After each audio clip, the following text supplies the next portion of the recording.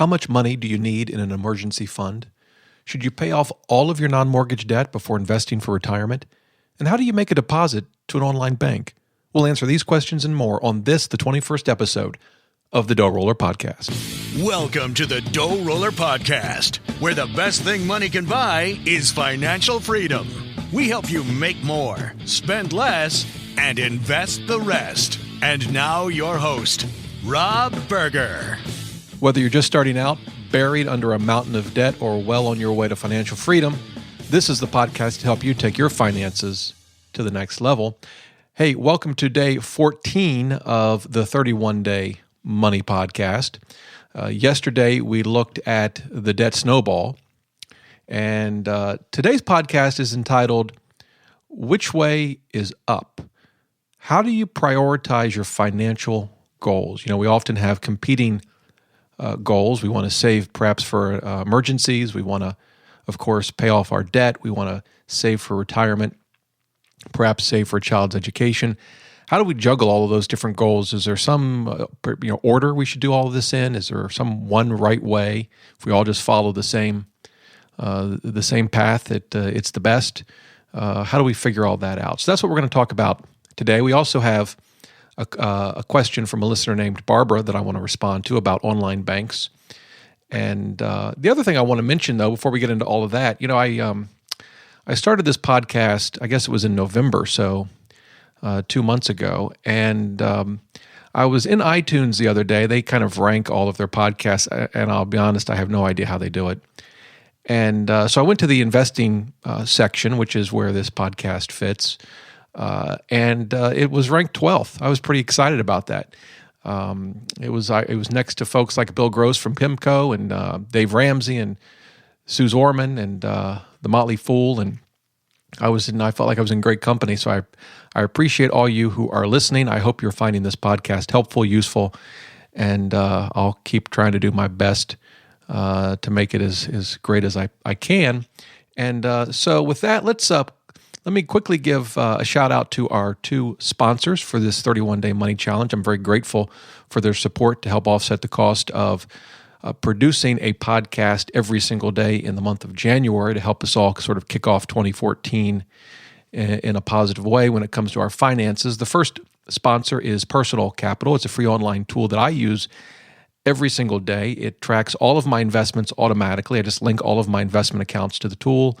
It tells me what my performance is, what's doing well, what's maybe not doing so well. It shows me my asset allocation across all of my investments. And it shows me the costs of all of my investments, what my average cost is and all that sort of thing, which is extremely important. It's a very helpful tool for investing. It's free. You can get that at personalcapital.com. And our second sponsor, Betterment. Betterment's an online platform that invests your money for you. You just decide how much you want in stocks and bonds. It will then invest your money in low-cost ETFs.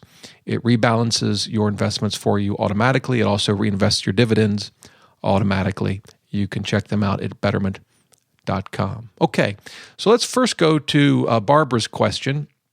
She had emailed me with this, and as I've mentioned many times, I love to get email. I read and respond to every one. You can send me an email at dr@doughroller.net, and I've responded to Barbara, but I wanted to include it in today's podcast. It's an interesting question. She asks, with online banks, how do I deposit and withdraw money? Is there a limited number of times you are able to do so? That's a great question. And my wife and I have used an online bank for quite some time. And the one that we're sort of using now is Capital One 360, and we've been very happy with it. I'll leave a link to it in the show notes. Our children both have accounts with Capital One 360. They can, have direct deposits from their employer go to the account. They can even snap a picture of a check. My daughter works at a place that doesn't have direct deposit, so she gets a check. But she can snap a picture of the check with a smartphone in their Capital One 360 app and deposit her check. And that kind of begins to answer Barbara's question. There's really a number of ways to make deposits with online banks. As I've mentioned, they all that I know of, they all accept direct deposit. I know obviously Capital One 360 does.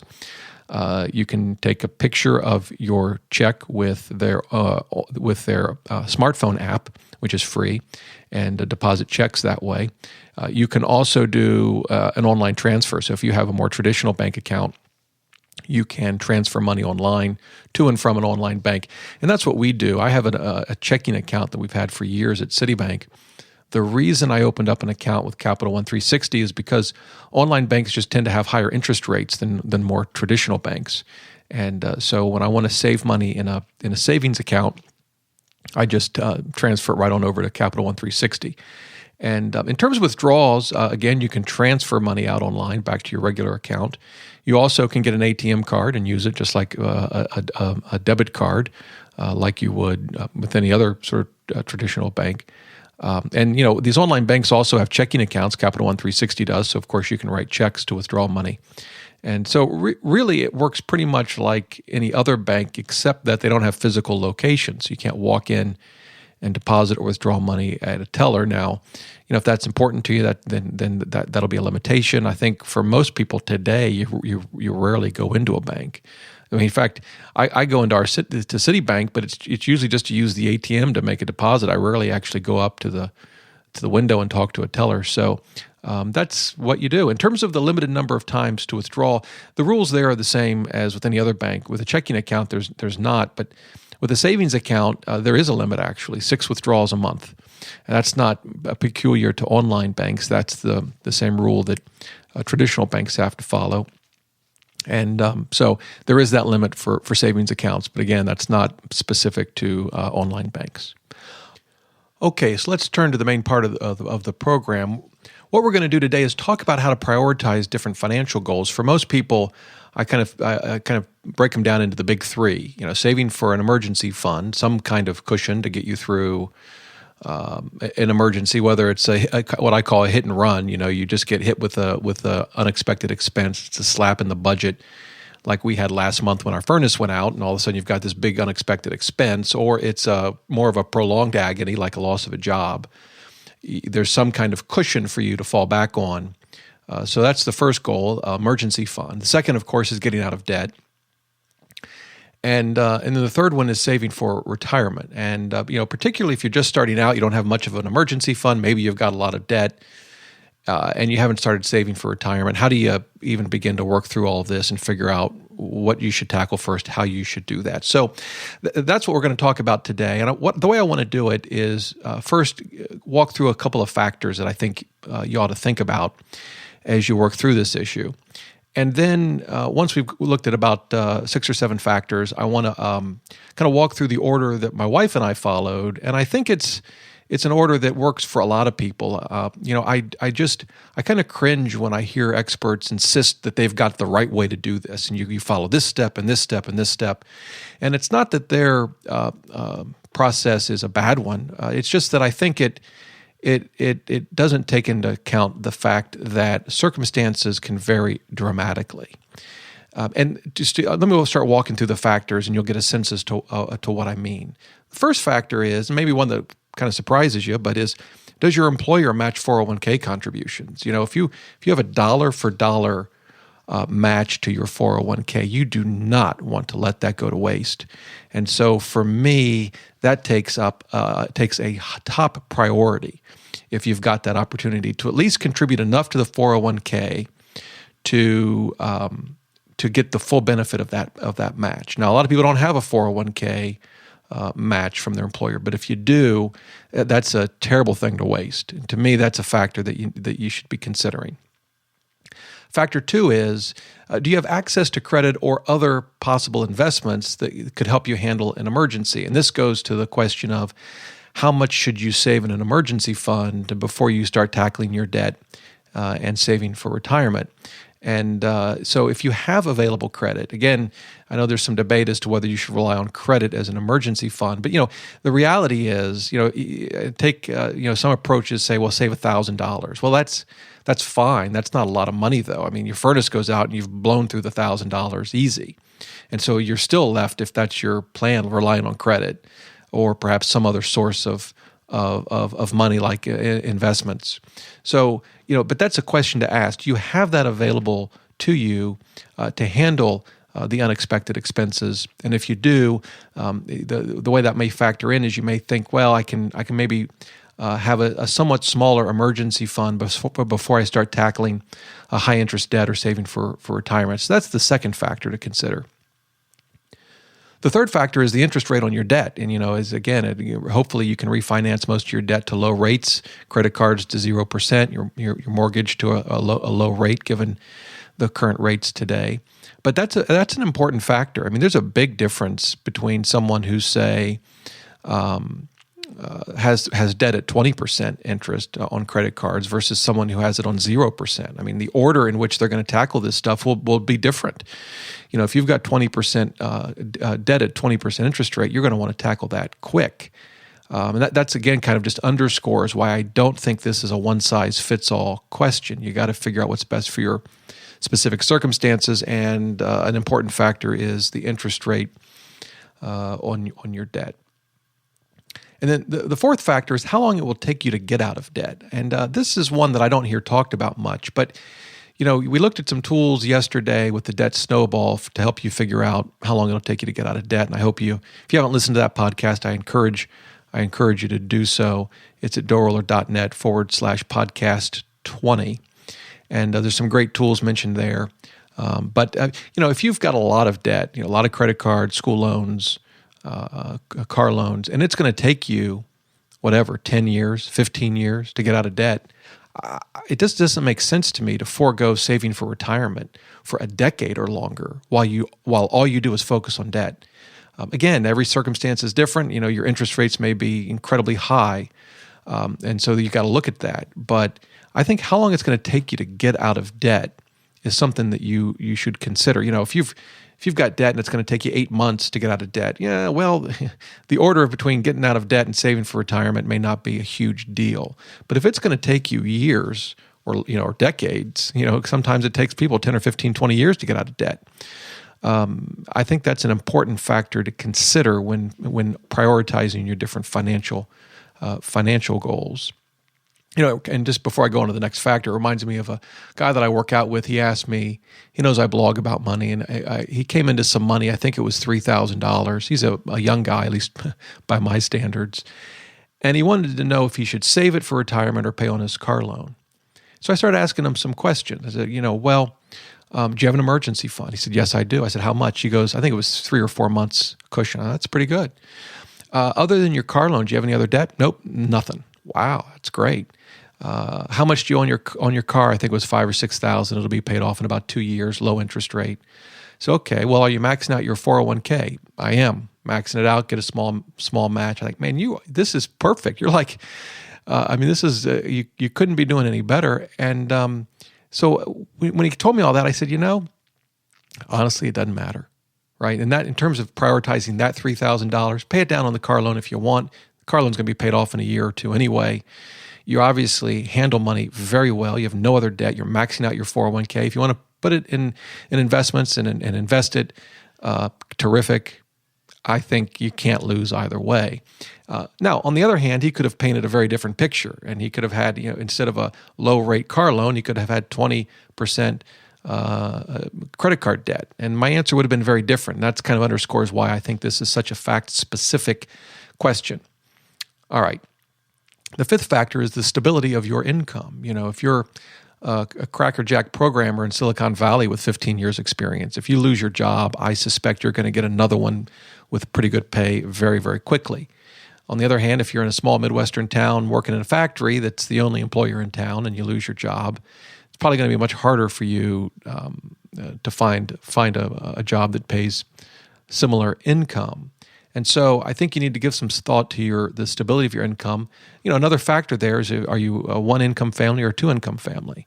And so there's no sort of hard and fast rule as to how you translate that into the exact order you want to take here. But I think if you feel that your job is perhaps not quite so stable and it'll be hard for you to find another job should you lose your current work, that would suggest a more robust emergency fund. Again, one thing about emergency funds is we can save for emergencies, but sometimes it doesn't just rain; it pours.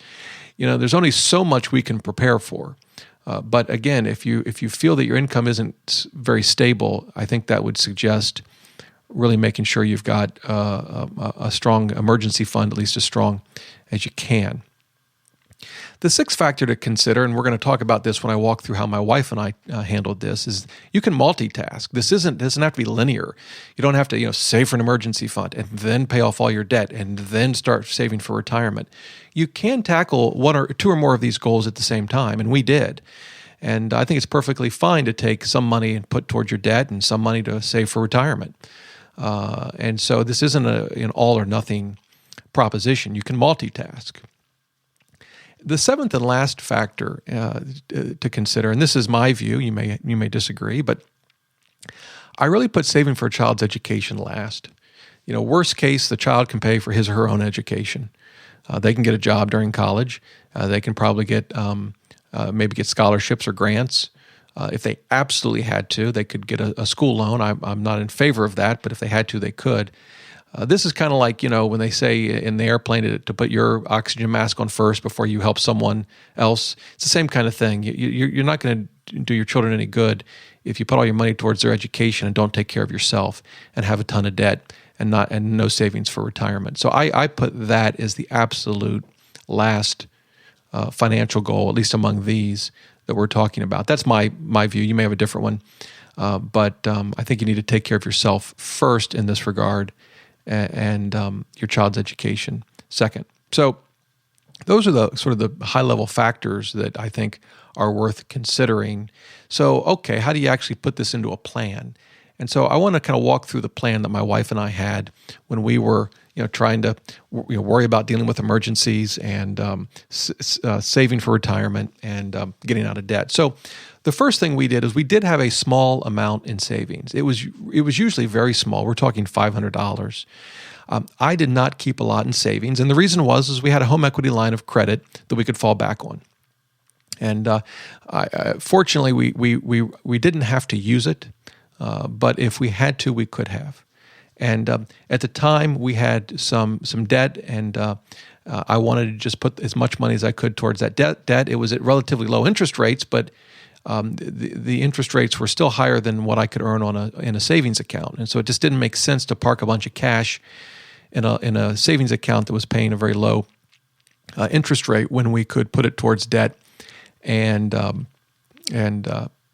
rely on our home equity line of credit if an emergency would come up.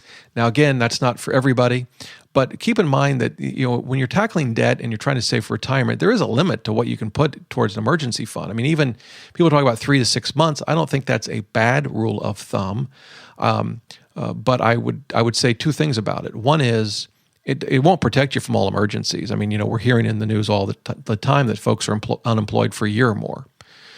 So there's only so much you can protect yourself from. The other thing I would say is if you're going to go for that kind of emergency fund, and that's what we do now, our emergency fund now, I actually like a 1-year cushion. I don't keep it all in cash. I keep some of it in our case, a municipal mutual fund, because it has some tax advantages. There's some risk to it, but it sure beats earning 85 basis points on a savings account. But here's the thing. This is where we get back to multitasking. You don't have to save up a 3 or 6 month emergency fund before you do anything else. So even if you want to keep building your emergency fund, I would get to a point where you're comfortable, be it $500, $1,000, $2,500. You need to figure out what that is for you before you then begin moving on and tackling other priorities while you continue to build your emergency fund. Okay, this is, again, where we can multitask.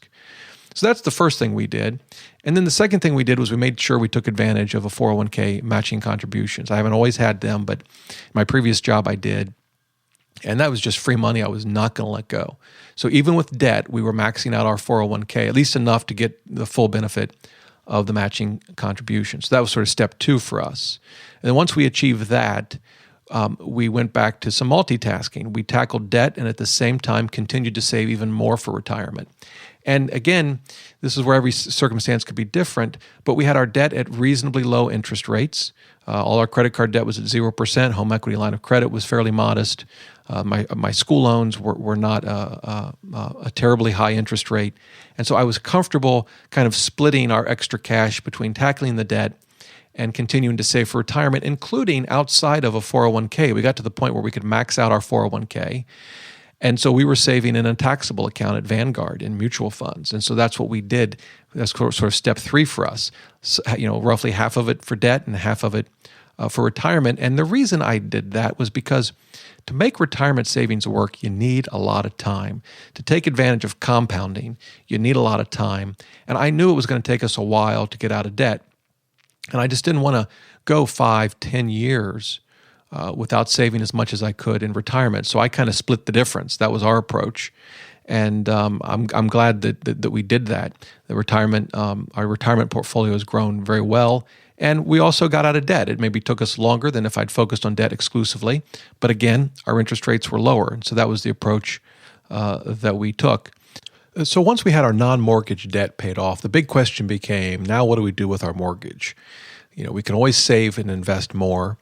We can put more towards paying off our mortgage. How should we work that out? And there's different views on this. If you follow Dave Ramsey, once you get to this stage, he wants you to pay off your mortgage as quickly as you can. Others say no. Rick Edelman, who's an author, and he's actually located here in Northern Virginia, he thinks you should never pay off your mortgage. You've got low interest rate that's tax deductible. His view is, why pay it off? Take the money that you could put towards your mortgage and put it in the stock market. I tend not to go with really either extreme view. I think a couple of things. One is we certainly want to be able to pay off our mortgage by the time we retire. I think it's important as part of retirement planning. It's not just about saving a retirement nest egg and hitting a certain number. It's as much about your debt as well. So we want to be debt free by the time we retire. But for us, that's if we have a traditional retirement, another 15 or 20 years from now. And so I've kind of taken a bit of a hybrid approach. I'm not directing all of our income, extra income, to paying off the mortgage, but I am directing some of it. And my goal was to be debt free by the time I'm 50. I'm 47 now, and I think we'll hit that goal. And it causes us to not put every extra dollar towards the mortgage, but for a while I was kind of doing a 50-50 split in terms of our extra income. After expenses, half would go into savings or investing, half of it would go into the mortgage. Again, this gets back to the whole multitasking concept, where you can try to tackle two things at one time, and that's probably what we'll do. Sometimes it is, with interest rates slowly starting to rise, you just start to think, well, maybe it'll get to the point where my savings account will earn more interest than I pay on my mortgage, but we're still a long way from that, even with a low mortgage rate. So that's what we've been doing. Again, I think there's probably a range of options, all of which would be good, but that's our approach. So that's generally the order we follow. I think in with a big picture, that's probably a good order for a lot of people. But the thing is, you just got to look at your individual circumstances. As we went through it, what's the interest rate on your debt? How can you handle emergencies? What's the stability of your income? Does your employer match 401k contributions? I think if you work through all of the factors that I had laid out earlier, and there may be other factors unique to your circumstances, you'll be able to come up with a plan that makes sense for you and helps you achieve your financial goals in a reasonable amount of time. So I hope that helped. Again, I tend to shy away from pat answers because I think most of the time those just don't work for everybody. But hopefully you can take these factors into consideration in the way that my wife and I approached it, and hopefully it'll help you come up with an approach that works well for you and your family. So that brings the episode to a close. You can find the show notes at DoughRoller.net/podcast 21. As always, you can contact me. Just shoot an email to dr@DoughRoller.net, or you can leave a voicemail. Go to speakpipe.com/DoughRoller. Love to hear from you. You can subscribe to our newsletter. Just go to DoughRoller.net/newsletter. It goes out every Saturday, packed full of resources and tips to help you make the most of your money. You can subscribe to this podcast. Just go to DoughRoller.net/iTunes. It will take you to the iTunes page where this podcast resides. You can subscribe and you can leave a review. So until next time, remember, the best thing money can buy is financial freedom.